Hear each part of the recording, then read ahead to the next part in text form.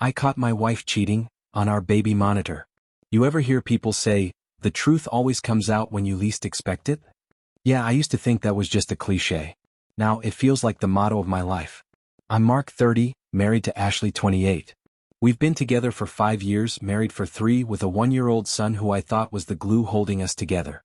On the outside, we looked like that Instagram-perfect family, cozy suburban house, backyard cookouts, baby monitor on the table while we shared drinks with friends. But looking back, I should have seen the cracks. Ashley had changed since the baby. She used to be sweet, modest, the type of girl who'd bake cookies for the neighbors. But lately she'd gotten restless. Dressing up more, glued to her phone, laughing a little too hard at our neighbor Chris's dumb jokes. I told myself it was postpartum stress, or maybe she just missed feeling fun. Saturday night proved me wrong. We had some neighbors over for beers. The baby monitor was sitting on the patio table next to the chips, buzzing softly with background noise. Around 10 p.m. our son started crying. Ashley said she'd go upstairs to check on him. A few minutes later, Chris excused himself, saying he needed to use the bathroom. I didn't think anything of it, until the monitor crackled. And what I heard made my blood run cold. Ashley's voice, soft but clear, "I just want to hug you, kiss you." Then Chris's voice, low, almost smug, "You're so damn good in bed." The whole table went silent. One of the other neighbors shot me a horrified look, like she wanted to melt into her chair. My ears were ringing, my heart pounding so loud I could barely hear the monitor. I sat there frozen, beer halfway to my mouth, realizing my wife and my neighbor had just confessed everything within earshot of me, and worse, within earshot of my son's nursery. That was the moment my marriage ended, even if I didn't know it yet.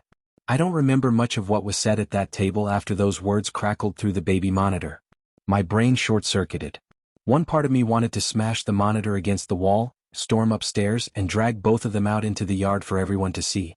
Another part of me, the part that's too damn polite for its own good, just sat there, frozen, pretending everything was fine while my insides burned.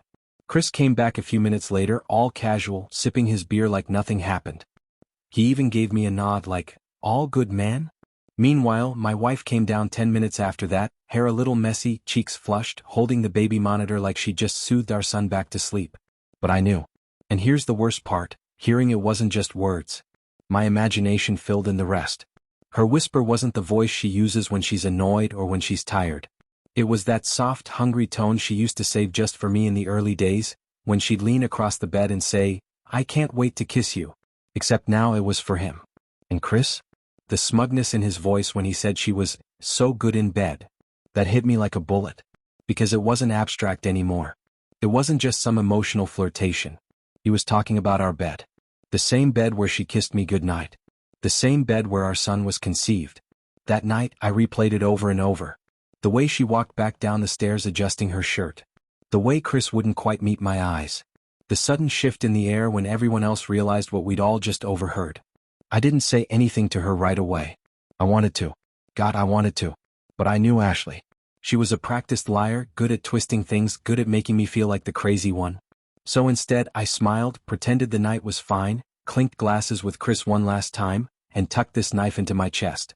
But inside, I was already plotting. I made it through the rest of that night on autopilot, laughed at jokes I didn't hear, nodded at conversations I didn't follow. When the last neighbor left and the door clicked shut, Ashley came back into the kitchen, yawning like nothing had happened. "You gonna help me clean up these bottles?" she asked, grabbing a half-empty six-pack. I just stared at her. "How was the nursery?" She blinked. "What do you mean?" I leaned back against the counter, crossing my arms. "You know what I mean. You went up there to check on our son, but I heard what you said on the baby monitor. About wanting to hug and kiss Chris." Her whole body went stiff. She tried to laugh, but it came out forced, brittle. "Oh my God, Mark. Are you serious? You think I'd actually say something like that?" The monitor must have picked up interference or something. Interference.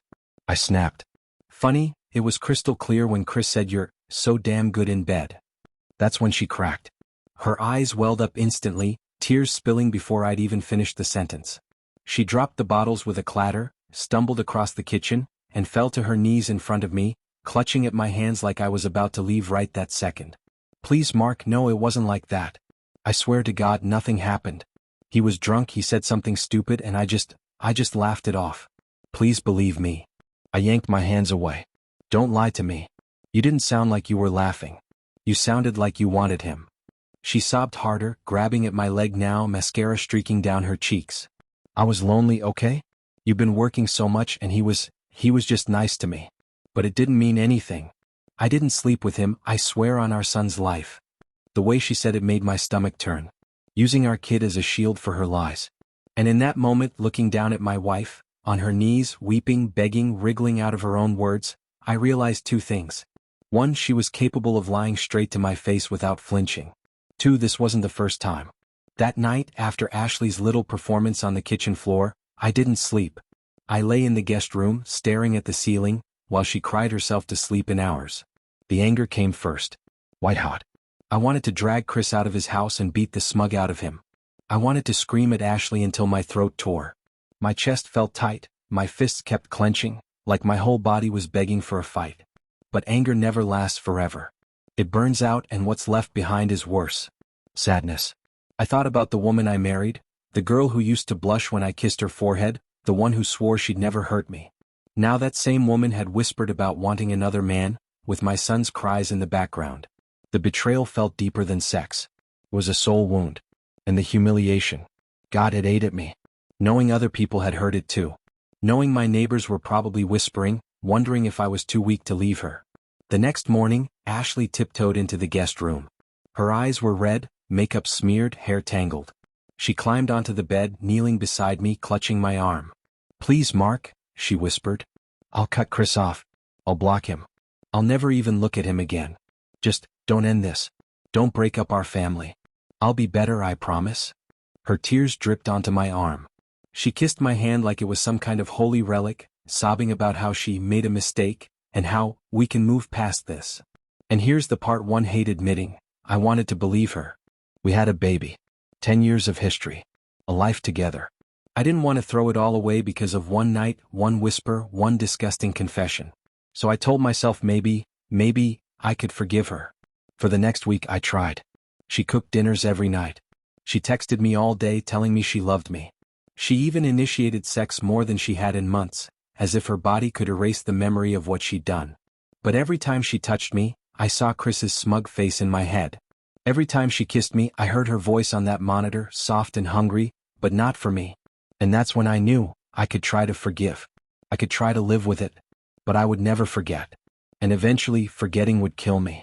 Forgiveness was already hanging by a thread when I found the next skeleton. Ashley had left her phone on the counter one morning while she showered.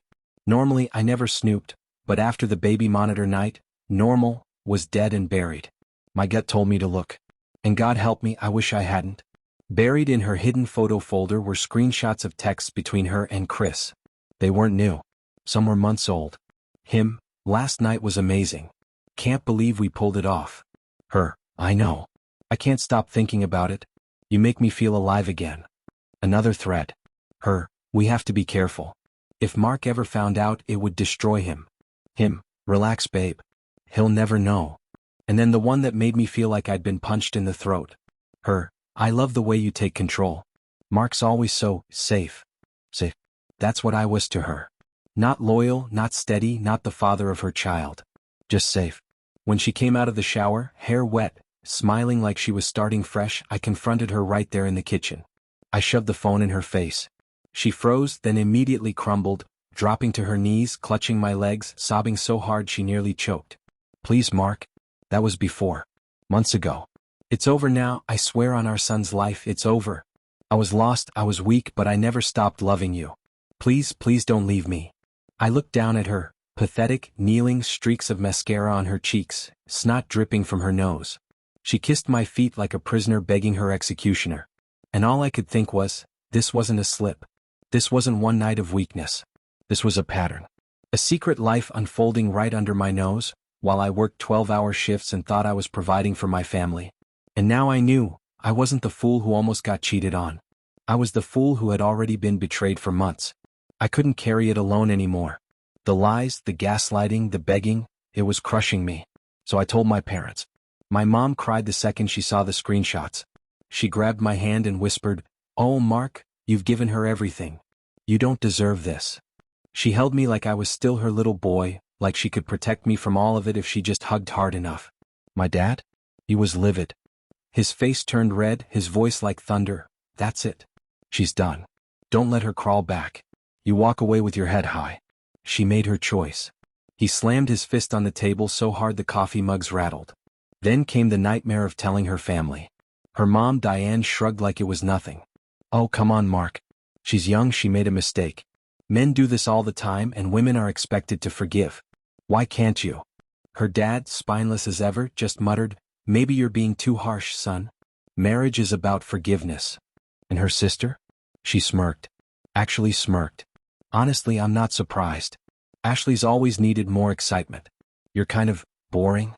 Meanwhile, Ashley sat on the floor between us all, sobbing on her knees again, clutching at my jeans like they were a lifeline. Please don't listen to them. I love you, not Chris. I'll never see him again, I'll block him right now. Please, I'll do anything. Just don't throw me away. My mom stood up, voice shaking. Get up off the floor, Ashley. You can't beg your way out of this. You broke him. Her mother laughed. Oh, please. He'll forgive her. Men always do. And that's when it hit me. Ashley wasn't just a cheater. She came from a family of enablers, people who twist the knife and then tell you it was your fault for bleeding. I walked out that night knowing one thing for certain. If I wanted justice, I couldn't rely on apologies or family. I'd have to take matters into my own hands. After that circus with both families, something inside me snapped. The begging, the lies, her family's smug excuses, it flipped a switch. I wasn't going to scream anymore. I wasn't going to argue.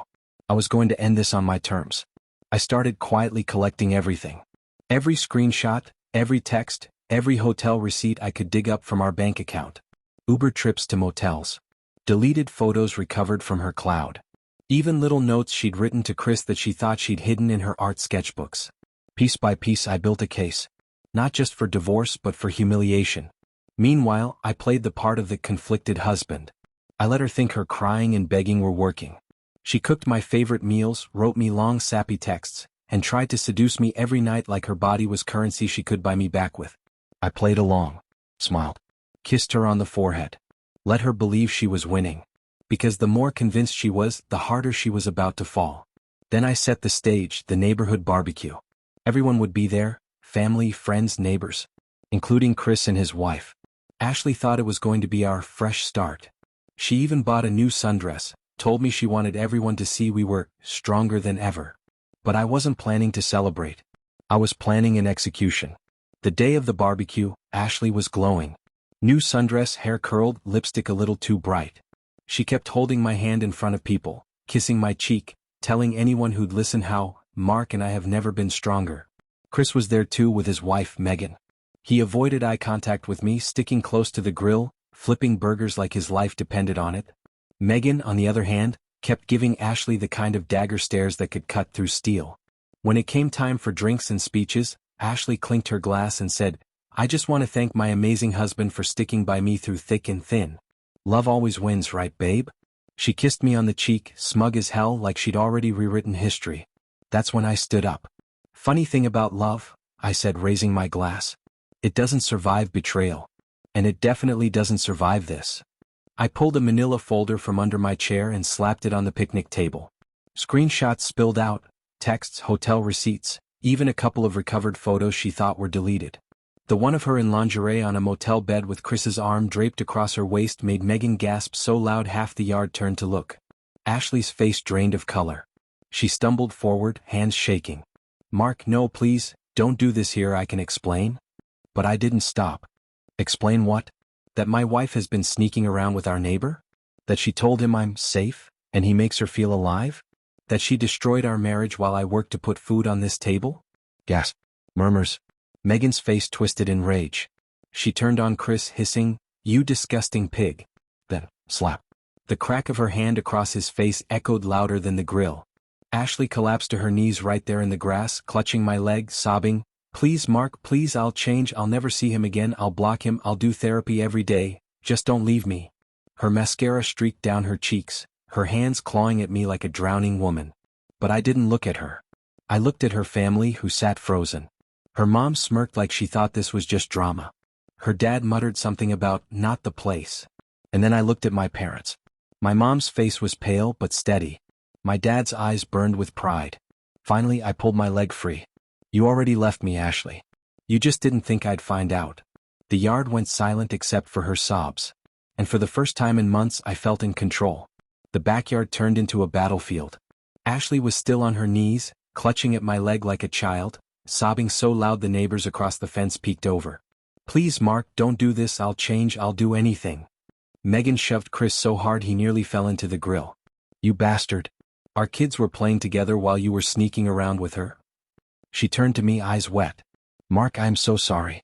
I didn't know." Chris tried to open his mouth but my dad cut him off with a voice like a gunshot. "Don't say a word." My mom sat frozen, one hand over her mouth, the other trembling around her wine glass. Tears streamed down her face as she whispered, "My poor boy." Ashley's mom, Diane, of course laughed. Actually laughed. "Oh come on, it's not the end of the world. Everyone cheats. Mark, be a man and forgive her. Don't embarrass the family like this." That was it. My dad stood, slamming his fist on the table so hard the drinks toppled. "Your daughter humiliated my son.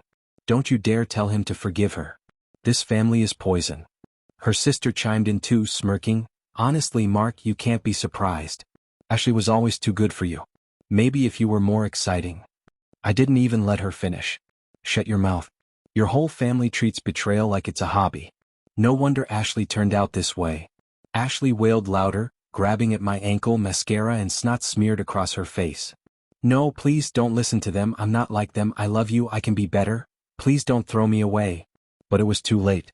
Everyone had seen her exposed. The lies, the tears, the pathetic begging. And in that moment, standing over her as she crumbled in the dirt, I realized, the woman I thought I loved was gone. All that was left was a liar who'd underestimated just how much I could take, and just how far I'd go to end it. I thought the barbecue reveal was the end of it. That nothing Ashley could do would shock me anymore. I was wrong. A few days later, I got a message on Facebook from a guy I didn't know. His name was Derek, mid-20s, worked at the local gym. His opening line made my stomach drop. "Hey man, I don't know how to say this, but I've been seeing your wife." I almost laughed, bitter, hollow. But then he sent screenshots. Text from Ashley, "Can't stop thinking about last night. You make me feel young again." Selfies of the two of them at the gym, her in leggings and a sports bra I'd never seen before, leaning into him. One video, short but damning, her giggling in the passenger seat of his car, whispering, "Mark would kill me if he knew where I was right now." My chest tightened. It wasn't just Chris. It was Derek too. And if there were two, how many more were buried in her past? That night, I confronted her again, throwing the phone on the table. She didn't even hesitate. She dropped straight to her knees, tears already streaming. "Please Mark, please, he was nothing, it was just a fling, I didn't even care about him. Chris was a mistake, Derek was. I don't know, I was just lost. Please, you're the only one I love, I swear." Her hands clawed at my thighs, her voice breaking into ugly sobs. She kissed my hands, my knees, even the floor, babbling like she could drown me in apologies. And all I could do was stare at her, this broken, pathetic version of the woman I once thought was mine. She wasn't just unfaithful. She wasn't just a liar. She was a serial cheater. And I'd been the idiot holding up her cover story this whole time. The last thread of pity I had for her snapped that night. There would be no more forgiveness. No more hesitation. The next step was divorce. And I was going to make sure she walked out with nothing but her shame. Filing the papers felt like ripping off a bandage that had been rotting on my skin for months. Painful but necessary. And if Ashley thought she was going to walk away with sympathy, she underestimated me one last time. From day one in court, she came dressed for her performance. Conservative dress, hair pulled back, clutching tissues like props. She dabbed her eyes at every chance, whispering to anyone who'd listen that I was cruel and unforgiving. Then came the lies. She told the judge she'd never cheated, that Chris and Derek were just friends who misinterpreted her kindness. She said I was paranoid and controlling, and that she had proof I spied on her. When that didn't land, she pivoted. "Even if anything happened, it was before our vows. It doesn't count as infidelity." My lawyer almost laughed out loud. But Ashley wasn't done humiliating herself. She actually asked for spousal support. Claimed she'd sacrificed her career to be a mom and deserved compensation. That's when my lawyer unloaded the evidence. Hotel receipts, texts, photos, witness statements. Even Derek's written testimony that she told him I was boring and safe. The judge's face said it all. Verdict: divorce granted. No spousal support. I kept the house, the car, and custody leverage with the baby monitor recording as proof she endangered our son with her recklessness. She left with nothing but her clothes and her crocodile tears. When the gavel came down, Ashley broke. She fell to her knees in the courtroom aisle, sobbing, "Please, I can't live without him. I'll change, I'll do anything, I'll be a better wife, please don't do this to me." The judge banged the gavel again. "That's enough." And just like that, it was over. The marriage was dead. And the mask she wore for so long had finally cracked in public. After the divorce, Ashley's world crumbled faster than I could have imagined. First, Chris's wife Megan kicked him out. Word spread around the neighborhood like wildfire, and suddenly Ashley was that woman, the homewrecker. Parents whispered when she walked by, invitations dried up, and even her so-called friends stopped answering her texts. Then Derek dropped her too. Apparently he was only in it for the thrill, and once the drama hit, he ghosted her completely. I heard from a buddy at the gym that she tried showing up there to talk, but Derek laughed and told everyone she was crazy clingy. Ashley's family wasn't much help either. Her mom kept insisting, this is all Mark's fault for making her feel trapped. But behind her back, even her sister admitted she'd ruined her life. Her dad just shrugged and stopped picking up her calls. Without me she had nothing. No house, no financial support, no reputation. She ended up crashing at her mom's place, then in a dingy apartment across town. People saw her at bars, drunk, crying in the bathroom, trying to flirt with guys half-interested at best. And every time I heard another story about her collapse, I didn't feel pity. I felt free. Because while she was spiraling, I was finally standing on solid ground again. The day the divorce was finalized, I went home, poured myself a drink, and sat in the quiet of my own house. For the first time in months, the silence didn't feel heavy. It felt peaceful. I started small. Joined a gym, mostly to burn off the anger, but it became therapy. Every rep, every drop of sweat felt like I was purging her poison out of my body. Within a few months, I was in the best shape I'd been in since college. Then I picked up hobbies I'd abandoned while married.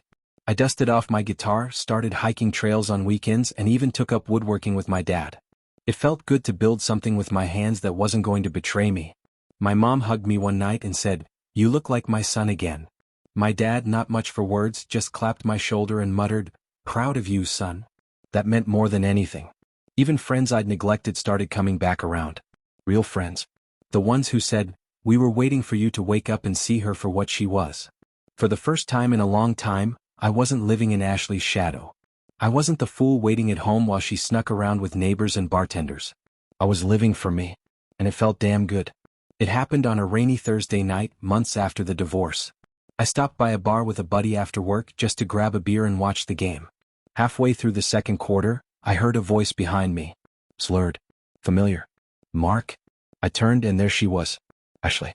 But not the Ashley I remembered. Her hair was unwashed, makeup smeared, clothes wrinkled like she'd been sleeping in them. She clutched a half-empty glass of cheap vodka, swaying on her feet. She stumbled closer, eyes glassy. I miss you. God, I miss us. Can't we just start over?" And before I could even react, she dropped to her knees right there on the sticky bar floor, clutching my hands, sobbing. "Please, Mark, I'll change, I'll do anything, I'll go to therapy every day, I'll never even look at another man again, just don't leave me like this." The bar went quiet. People were staring. My buddy looked at me, waiting for me to say something. For a split second, I saw the woman I used to love, the girl who baked cookies for the neighbors, who held my hand when our son was born. But then, like a flash, I remembered the baby monitor, Chris's voice, Derek's texts, the lies, the gaslighting, the nights I cried alone while she was in another man's arms. I pulled my hands free and looked her dead in the eyes. "You already left me, Ashley. You just didn't think I'd find out."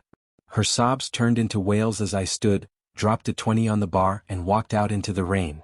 And for the first time since this nightmare started, I felt truly free. It's been almost a year since that night at the bar, and I haven't seen Ashley since. From what I hear, she's still drifting, couch surfing, picking up shifts at random places, clinging to anyone who'll give her attention. She's living proof that lies and selfishness catch up to you eventually. Me. I'm not the same man who sat in the backyard that night, beer in hand, listening to my marriage fall apart through a baby monitor. Back then I thought I'd never recover. But here I am, stronger, calmer, and finally at peace. I learned the hard way that gaslighting isn't confusion, it's strategy. If they make you feel crazy for asking questions, you're probably closer to the truth than they want. Begging isn't remorse. Tears, promises, dropping to their knees, It's just performance unless actions back it up. Cheating isn't about you not being enough. It's about them not being satisfied with themselves. Revenge feels good, but freedom feels better. Exposing Ashley at that barbecue was satisfying, but walking away and building a life she can never touch? That's priceless. Your worth isn't tied to their choices. I spent years thinking her validation defined me. Turns out I was always enough, she just wasn't. If you're reading this at 2 a.m., gut twisted because your gut says something's wrong in your relationship, listen to it. Don't waste years ignoring the red flags. Don't let them make you feel small so they can feel big. I thought I lost everything when Ashley betrayed me. But the truth? I lost nothing. I gained freedom. And freedom, my friends, is worth more than any apology they'll ever choke out when their world falls apart.